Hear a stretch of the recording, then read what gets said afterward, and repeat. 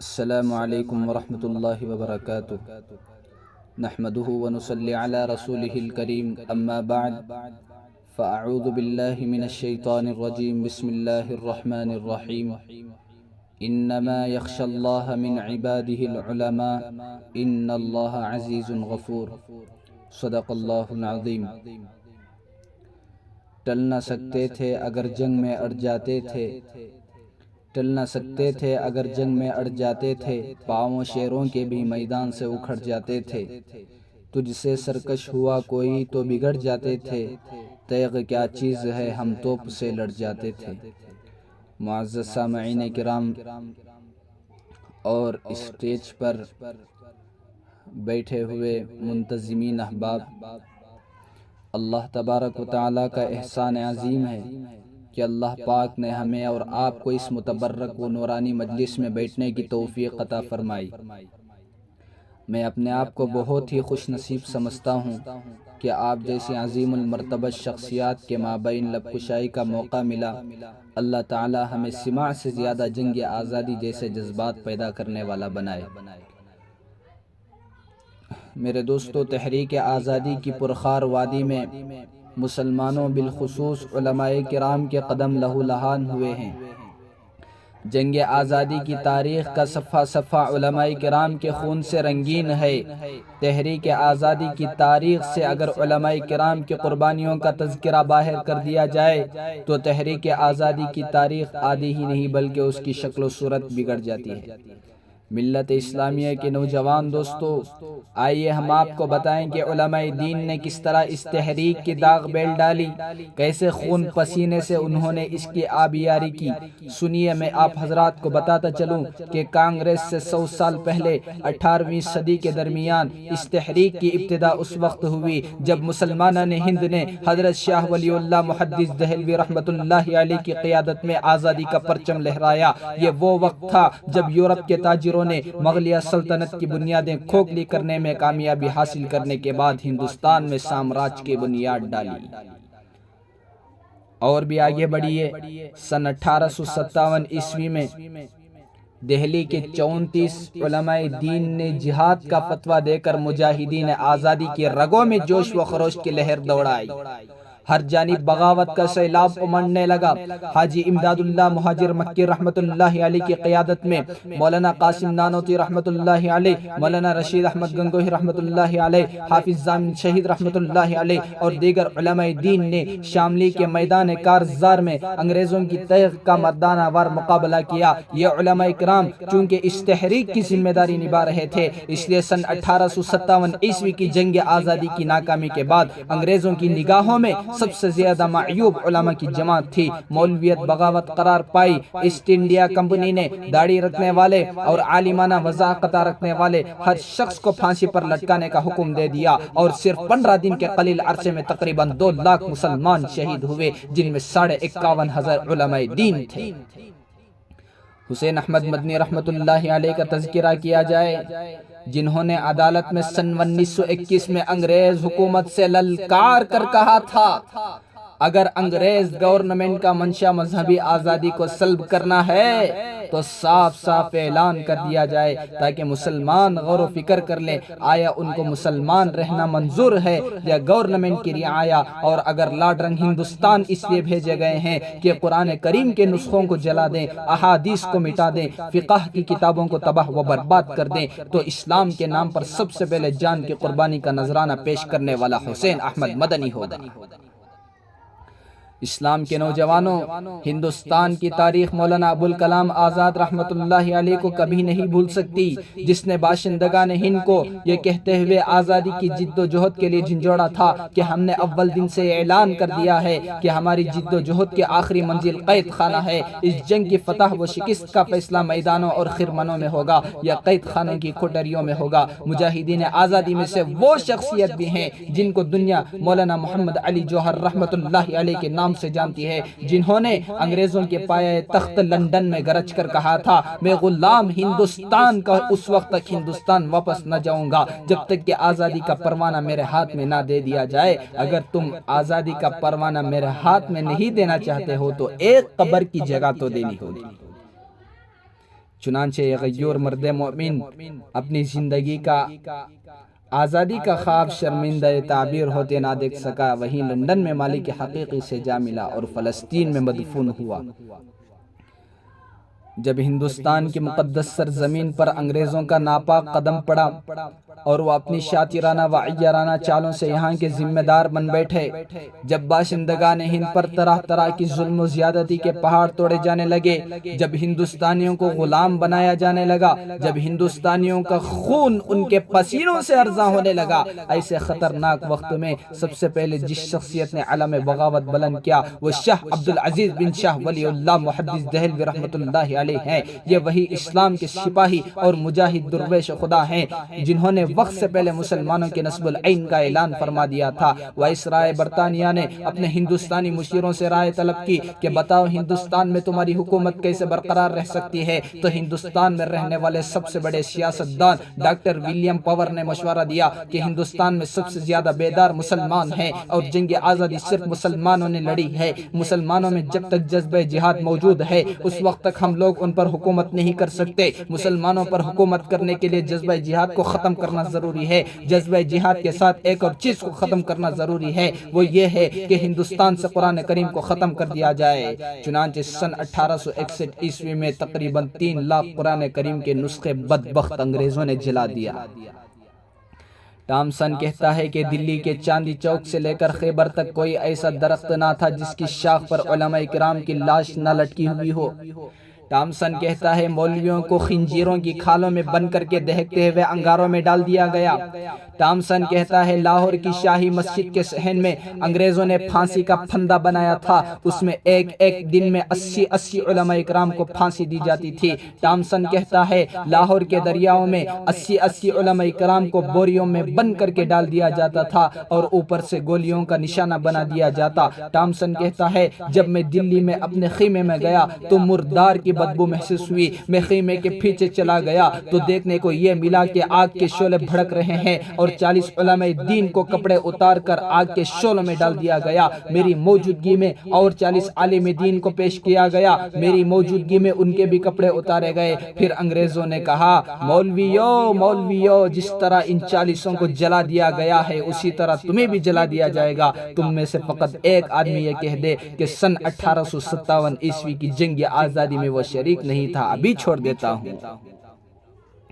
Thomson کہتا ہے مجھے پیدا کرنے والے ذات کی قسم، اس رب کی قسم، کوئی مولوی ان میں ایسا نہیں تھا جو یہ کہہ دیتا کہ سن 1857 عیسوی کی جنگ آزادی میں نہیں تھا۔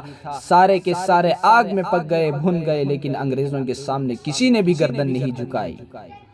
شاعر کہتا ہے ہم تمہاری دھمکیوں سے خوف کھا سکتے نہیں، ہم تمہاری دھمکیوں سے خوف کھا سکتے نہیں، سر کٹا سکتے ہیں لیکن سر جھکا سکتے نہیں۔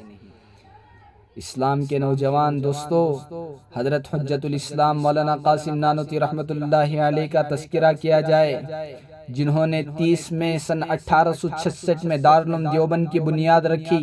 اسی مدرسے میں سب سے پہلے ایک استاد مقرر ہوئے، ان کا نام نامی اسم گرامی محمود الحسن ہے، اور ان کے پاس ایک شاگرد آیا، اس شاگرد کا نام بھی محمود الحسن ہے، اور اس شاگرد نے اپنے استاد ملا محمود سے علم سیکھا، مولانا قاسم نانوتوی رحمۃ اللہ علیہ سے علم سیکھا، اور جو شاگرد بن کر آیا تھا وہی محمود الحسن آگے چل کر ہندوستان کی تاریخ کا اور تحریک آزادی کا سب سے بڑا لیڈر و قائد بنا۔ اسی محمود الحسن کو دنیا شیخ الہند کے نام سے جانتی ہے، اسی محمود الحسن کو ہندوستان کی سب سے بڑی عالمی تحریک کا بانی کہتے ہیں، اور انہی کی شاگردوں میں مولانا عبید اللہ سندھی پیدا ہوئے، جن کو 25 سال کے لیے انگریزوں نے جلا وطن کیا تو داڑھی کے بال پھوٹ رہے تھے، اور جب وہ 25 سال کے بعد واپس آئے تو داڑھی مبارک سفید ہو چکی تھی۔ اللہ اکبر۔ مولانا شیخ الہند رحمۃ اللہ علیہ کا انتقال سن 1921 میں حکیم اجمل خان کی کوٹھی پر ہوا۔ جب جنازہ اٹھا کر دلی سے دیوبند لایا گیا، غسل کرانے کے لیے تختے پر لٹایا گیا، کمر سے کپڑا اٹھایا گیا تو ہڈیوں کے سوا کوئی چیز نہیں تھی۔ لوگ رو پڑے۔ لوگ رو پڑے۔ حسین احمد مدنی رحمت اللہ علیہ جو حضرت کے شیخ الہند کے خاص تلامذہ میں سے تھے، جو اس وقت حضرت حسین احمد مدنی رحمت اللہ علیہ دارالعلوم کلکتہ میں حدیث پڑھایا کرتے تھے، وہ آئے تو لوگوں نے کہا حضرت شیخ الہند کی کمر پر تو ہڈیاں ہی ہڈیاں تھیں، گوشت نہیں تھا۔ وہ رو پڑے، فرمایا میرے استاد حضرت شیخ الہند نے مجھے روکا تھا کہ یہ راز فاش نہ کرنا۔ مالٹا کی جیل میں انگریز میرے استاد حضرت شیخ الہند کو ایک تہخانے میں لے جاتا اور لوہے کی گرم سلاخیں حضرت شیخ الہند کی کمر پر لگاتا تھا اور کہتا تھا محمود الحسن اپنے فتوے سے رجوع کر لے اور انگریز کے حق میں فتویٰ دے دے۔ حضرت بے ہوش ہو جاتے، جب کچھ دیر بعد ہوش میں آتے تو فرماتے اے انگریز سن لے، میں وارث ہوں حضرت سمیہ کا، میں وارث ہوں حضرت عمار کا، میرے دو ٹکڑے ہو سکتے ہیں، میری چمڑی پگھل سکتی ہے، میری جان نکل سکتی ہے، میں وارث ہوں حضرت بلال کا، میری جان تو نکل سکتی ہے لیکن میں انگریز کے حق میں کبھی فتویٰ نہیں دے سکتا۔ اللہ اکبر، یہ تھا حضرت کا صبر اور یہ تھے حضرت استقامت کے پہاڑ۔ الغرض میرے دوستو، ہمارے اکابر و اسلاف کی قربانیوں ہی کی بدولت تھی کہ اس ملک کو آزادی نصیب ہوئی۔ بعد میں چل کر برادران وطن نے بھی جنگ آزادی میں مسلمانوں کا کچھ ساتھ دیا۔ آج ہمارے ہندوستان میں جو حالات نظر آ رہے ہیں ہم ان سے بخوبی واقف ہیں۔ مسلمان اپنے ملک کا ماضی میں بھی وفادار تھا، آج بھی وفادار ہے اور آخری سانس تک بھی وفادار رہے گا انشاءاللہ۔ مگر افسوس کی بات یہ ہے کہ پھر ہمارے ملک ہندوستان میں انگریزوں کی اولاد نے جنم لیا ہے، پھر وہ حالات لانا چاہ رہے ہیں، وہ حالات لانا چاہ رہے ہیں جو انگریز لائے تھے۔ انہیں یاد رکھنا چاہیے ہم ان غدار وطن، مکار وطن اور ملک کے دشمن اور وطن عزیز کے ماحول کو خراب کرنے والوں کو ان کے منہ پر اسی جوتے سے ماریں گے جس جوتے سے ہم نے ان کے آباء و اجداد یعنی انگریزوں کے منہ پر مارا تھا، یہاں تک کہ اس جوتے کا مار کھا کر انہوں نے 7 سمندر کے پیچھے جا کر پناہ لی اور وہاں پہنچ گئے جہاں 6 مہینے سورج طلوع نہیں ہوتا تھا۔ مسلمان دوستو، اگر وطن ہماری جان مانگے تو جان دے دیں گے، نچھاور کر دیں گے۔ اگر وطن ہمارا مال مانگی تو سب کچھ قربان کر دیں گے وطن کے لیے، کیونکہ وطن سے محبت کرنا میرے دوستو ایمان کا حصہ ہے، ایمان کا حصہ ہے وطن سے محبت کرنا۔ اسی لیے آج 15 اگست کا دن ہے جو ہم سب کو بہت ہی خوشی کا بابرکت دن ہے، کیونکہ اس ملک میں آج اس دن ہمارے ہندوستان کو آزادی نصیب ہوئی انگریزوں کے چنگل سے۔ اس کے بعد انگریز یہ کہتے ہیں آج بھی مسلمانوں سے وہی خوف کھاتے ہیں جو ہمارے علماء کرام نے اور بھی برادران وطن نے جو ہندوستان آزاد کرانے کے وقت ان سے جو بدلہ لیا تھا، ان سے جو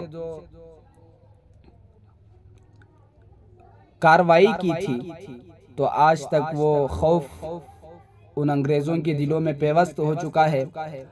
اب حد تو یہ ہو گئی ہے کہ مسلمانوں پر الزام لگایا جا رہا ہے کہ مسلمان اپنے وطن سے محبت نہیں کرتے۔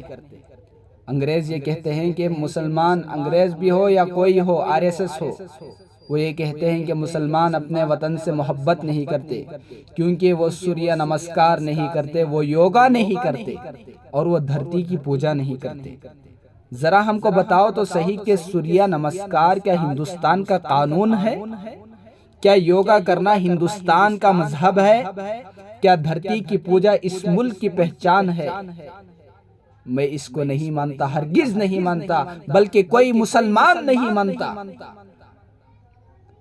ہمیں تمہارے مذہب سے کوئی لینا دینا نہیں، یہ ملک جمہوری ملک ہے، اس کا کوئی مذہب نہیں، سارے مذاہب اس کے نزدیک یکساں و برابر ہیں۔ مسلمانوں کو سوریہ نمسکار کرنے کی کوئی ضرورت نہیں کیونکہ ان کے پاس سب سے بہتر کلمہ لا الہ الا اللہ محمد الرسول اللہ موجود ہے۔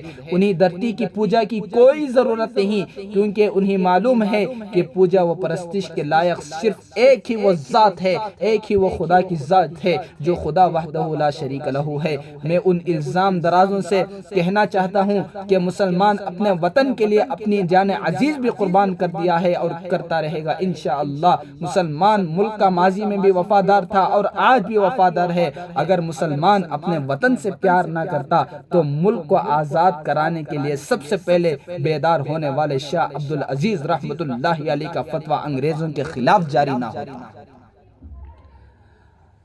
اگر مسلمان اپنے وطن سے پیار نہ کرتا تو وطن عزیز میں سراج الدولہ نوجوان پیدا نہ ہوتا۔ اگر مسلمان اپنے وطن سے پیار نہ کرتا تو پیارے وطن کے لیے اپنی جان کی بازی لگا دینے والا حیدر علی کا وجود نہ ہوتا۔ اگر مسلمان اپنے وطن سے پیار نہ کرتا تو میسور کی دھرتی میں آخری سانس تک آزادی کی لڑائی لڑنے والا شیر میسور ٹیپو پیدا نہ ہوتا۔ اگر مسلمان اپنے وطن سے پیار نہ کرتا تو بالا کوٹ کی پہاڑی پر سید احمد شہید اور شاہ اسماعیل شہید رحمت اللہ علیہ کو ذبح نہ کیا جاتا۔ اگر مسلمان اپنے وطن سے پیار نہ کرتا تو ہمارے اکابر و اسلاف کا قدم میدان کارزار میں نہ پڑتا تھا۔